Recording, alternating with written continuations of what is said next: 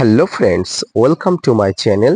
দেশ এবং দেশের বাইরে থেকে যারা আজকে আমার ভিডিওটি কন্টিনিউ করেছেন প্রত্যেককে gardener TRIPS with Kamal YouTube চ্যানেলে স্বাগতম। তো ফ্রেন্ডস, আজকে আমি আলোচনা করব অক্টোবর মাসের শুরুতে 12 মাসি আম কাটিমন গাছের পরিচর্যা।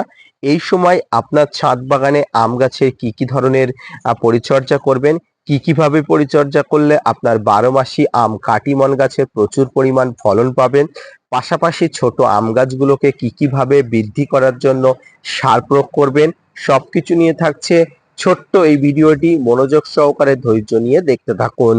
12 মাসে একটি আমের মধ্যে কাটিমন আম কিন্তু সেরাই সেরা। এটি কিন্তু ছাদ বাগানে প্রত্যেকের কিন্তু ছাদ বাগান দখল করে রেখেছে, মিষ্টতা থেকে দিক থেকে ফলনের দিক পর্যন্ত। এই ছাদ বাগানের গাছটি যদি আপনি সঠিকভাবে পরিচর্যা করতে পারেন, সঠিক সময়ে সঠিকভাবে, তাহলে দেখবেন খুব অল্প সময়ের মধ্যে ছাদ বাগানের এই গাছটি কিন্তু তরতর করে বৃদ্ধি হয়ে উঠছে, পাশাপাশি গাছের ভরে কিন্তু ফুল এবং ফল আনছে। তো ফ্রেন্ডস, কিভাবে পরিচর্যা করবেন? দেখুন, জুন, জুলাই, আগস্ট, সেপ্টেম্বর এই মাসগুলো আপনার ছাদ বাগানের আম গাছগুলোতে মোটামুটি ভালো ধরনের গ্রোথ হয়ে গেছে। এরপরে অক্টোবর মাসের শুরুতেই কিন্তু ছাদ বাগানে আম গাছ থেকে শুরু করে সমগ্র গাছের কিন্তু একটু গ্রোথ স্তিমিত হয়ে যাবে। কেন স্তিমিত হয়ে যাবে? দেখুন, শীতের পরশে আসলে আপনার ছাদ বাগানের সমস্ত গাছের কিন্তু ডরমেন্সি পিরিয়ড শুরু হয়, আর এই ডরমেন্সি পিরিয়ড শুরু হলে কিন্তু ছাদ বাগানে গ্রোথ বন্ধ হয়ে যায়। কিন্তু আমরা যে গাছটি নিয়ে আলোচনা করছি, অর্থাৎ কাঠিমন ম্যাঙ্গো, এই ম্যাঙ্গোটি 12 মাসে একটি আম গাছ, তাই এই ম্যাঙ্গো গাছের কিন্তু গ্রোথ স্তিমিত হবে না বা বন্ধ হবে না। তাই কিন্তু এই গাছকে কিন্তু পরিচর্যা করতে হবে স্বাভাবিক অন্য মাসের মতো। এই অক্টোবর মাসে এসে আপনি এই কাটিমন গাছের কি কি ধরনের খাবার দিতে পারেন, আসুন এবার আলোচনা করি। প্রথম যে বিষয়টি বলবো, এই সময় অর্থাৎ অক্টোবর মাসের শেষের দিকে আপনি অবশ্যই ছাদ বাগানের গাছগুলোকে প্রুনিং করতে পারেন। প্রুনিং কিভাবে করতে পারেন? এই প্রুনিংকে কিন্তু দুই ভাগে ভাগ করা যায়। একটি হচ্ছে সফট প্রুনিং, একটি হচ্ছে হার্ড প্রুনিং। প্রুনিং কেন করবেন? দেখুন, একটি সিঙ্গেল ডাল থেকে অনেকগুলো ডাল পেতে কিন্তু প্রুনিং জরুরি। দেখুন, আমার এই গাছটি যখন নিয়ে এসেছিলাম একটি মাত্র সিঙ্গেল ডাল ছিল, তারপরে প্রুনিং করার পরে এখান থেকে মোটামুটি 4 থেকে 5টা ডাল পেয়েছি। এরপরেও কিন্তু আমাকে প্রুনিং করার প্রয়োজনীয়তা আছে, তবে আমি হার্ড প্রুনিং করব না, আমি সবসময় সফট প্রুনিং করে দেখাই। এই সফট প্রুনিং করতে গেলে কি করতে হয়? গাছের এই যে মাথাটা দেখতে পাচ্ছেন, এই যে মাথাটা, এই মাথাটা আমি একটু দেখাই। এই মাথাটা কিন্তু নখ দিয়ে কিন্তু খুঁচে দিলে, অর্থাৎ নখ দিয়ে কিন্তু ভেঙে দিলে দেখবেন পরবর্তীতে এখান থেকে আবার শাখা প্রশাখা বার হচ্ছে। সেম একইভাবে কিন্তু দেখতে পাচ্ছেন আমার প্রত্যেকটি গাছের মাথাগুলো আমি ঠিক একই রকম ভাবে কিন্তু প্রুনিং করেছি। এই প্রুনিং কে বলা হয় সফট প্রুনিং। এখানেও দেখতে পাচ্ছেন, এখানেও কিন্তু আমি নখ দিয়ে খুশে দিয়েছি, এবং এই নখ দিয়ে খুশে দেওয়ার পরে কিন্তু প্রমাণ হিসেবে দেখুন এখান থেকে কিন্তু শাখা প্রশাখা বার হচ্ছে, অর্থাৎ এখান থেকে কিন্তু ব্রাঞ্চেস আমি আলাদা পেতে পারি বা পাবো। অর্থাৎ এটাই কিন্তু সার্থকতা এই সফট প্রুনিং এর ক্ষেত্রে। আর একটা প্রুনিং আছে যেটা হচ্ছে হার্ড প্রুনিং। হার্ড প্রুনিং বলতে এরকম জায়গা থেকে কেটে ফেলতে হয় সমগ্র, কিন্তু সেটা একটু কষ্টসাধ্য হয়। সমগ্র ছাদ বাগানিরা এটা কাটতে একটু ইতস্তত বোধ করে, কিন্তু কাটলে গাছের ভালো হয় পরবর্তীতে।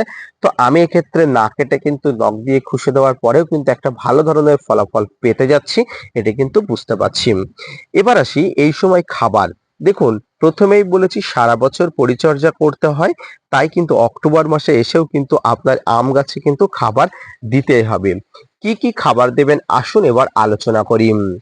আম গাছে যে ধরনের আপনি খাবার দেবেন সেই খাবারটিকে অবশ্যই মিশ্র খাবার হতে হবে। এই মিশ্র খাবারের মধ্যে যেন সমস্ত ধরনের ম্যাক্রো এবং মাইক্রো নিউট্রিয়েন্ট জাতীয় উপাদান থাকে।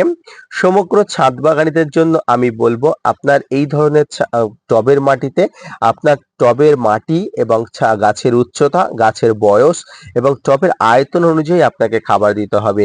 এই টবে 3টি খোল, অর্থাৎ নিম খোল, বাদাম খোল এবং শস্যের খোল বাদে আপনি যে মিশ্র খাবারটি তৈরি করেছেন, এই বা ছাদ বাগানে আম গাছের জন্য স্পেশাল 3 খোল বাদে কিন্তু আপনি যে খাবারটি তৈরি করেছেন সেই খাবারটি কিন্তু 1 মুষ্টি পরিমাণ দিতে পারেন।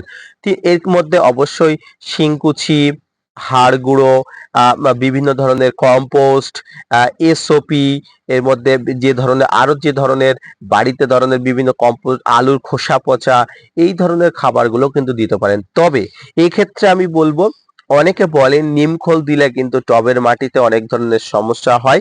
তবে আমি বলবো, যারা দিতে চান তারা অবশ্যই দিতে পারেন, যারা এক্সপিরিয়েন্স ছাদ বাগানি আছেন তারা দিতে পারেন।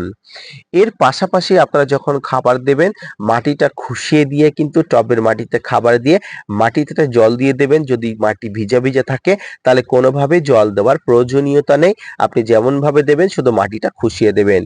এরপরে কিন্তু টবের মাটিতে আপনাকে আরো একটি রাসায়নিক সারের প্রয়োগ করতে হবে, সেটি হচ্ছে এসএসপি। যারা এসএসপি পাবেন না তারা টিএসপি প্রয়োগ করবেন, সিঙ্গেল সুপার ফসফেট। এই সিঙ্গেল সুপার ফসফেট কিন্তু এই সময় অক্টোবর মাসে টবের মাটিতে দেওয়ার আবশ্যিকতা অনেক অংশে আছে। গাছকে শিকড়কে শক্তিশালী করতে, শিকড়কে বৃদ্ধি করতে কিন্তু এই এসএসপি অবশ্যই দিতে হবে। 1 চামচ একটা ছোট 10 ইঞ্চি টবের ক্ষেত্রে, 2 চামচ দেবেন হাফ ড্রামের ক্ষেত্রে। এছাড়াও কিন্তু যারা 10 ইঞ্চি থেকে 10 ইঞ্চির বাড়তি আছে তারা কিন্তু 1.5 চামচের কাছাকাছি দিতে পারে। আইসক্রিমের যে চামচ আছে সেই চামচ অনুযায়ী আপনারা টবের মাটিতে দিতে পারেন। এবারে আপনারা যেটা করবেন সেটা হচ্ছে ফাঙ্গিসাইড এবং কীটনাশকের প্রয়োগ বিধি। ফাঙ্গিসাইড এবং কীটনাশকের প্রয়োগ বিধি কিন্তু কন্টিনিউয়াসলি টবের মাটি থেকে শুরু করে গাছে কিন্তু অবশ্যই আপনাকে করতে হবে। এই ফাঙ্গিসাইডের মধ্যে সাপ, ম্যানসার, ব্যাবিস্টিন, ডেটোবিনগোল, ব্লাইটক্স, ব্লু কপার অবশ্যই আপনাকে ব্যবহার করতে হবে। 1 গ্রাম 1 লিটার জলে শুরু করে আপনাকে স্প্রে করতে হবে। এই 1 গ্রাম 1 লিটার জলে গুলে আপনি ছাদ বাগানে যেকোনো দিনে সপ্তাহে একবার করে স্প্রে করবেন।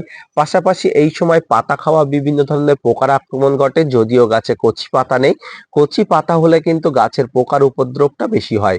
তাই কিন্তু গাছের সাইপারমেথ্রিন গ্রুপের যেকোনো কীটনাশক, ইমিডাক্লোপিড গ্রুপের যেকোনো কীটনাশক আপনি প্রয়োগ করতে পারেন।